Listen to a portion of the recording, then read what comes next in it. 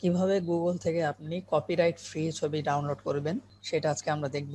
আমরা মূলত সব ধরনের ইমেজ গুগল থেকে ডাউনলোড করে সেটা আমাদের ওয়েবসাইট বা অন্যান্য প্রয়োজনীয় জায়গায় সেটা ইউজ করতে পারি না।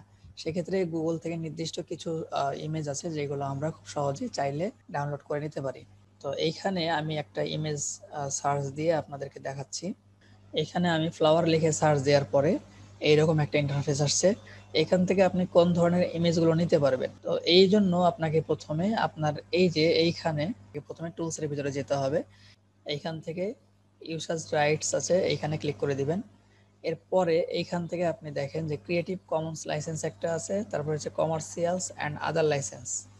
তো এইখান থেকে আপনি ক্রিয়েটিভ কমন লাইসেন্স এইখানে ক্লিক করে দেবেন। এইখান থেকে এখন আপনি চাইলে যে কোনো ইমেজ ডাউনলোড করবেন।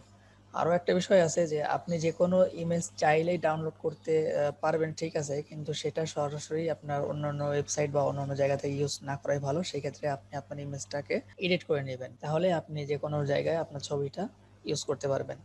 আশা করছি ভিডিওটি আপনার ভালো লেগেছে। ভালো লেগে থাকলে অবশ্যই লাইক, কমেন্ট এবং শেয়ার করবেন। এবং আপনি যদি আমাদের চ্যানেলে নতুন হয়ে থাকেন তাহলে অবশ্যই চ্যানেলটি সাবস্ক্রাইব করে পাশে থাকা বেল আইকনটি অন করে দিবেন। ধন্যবাদ।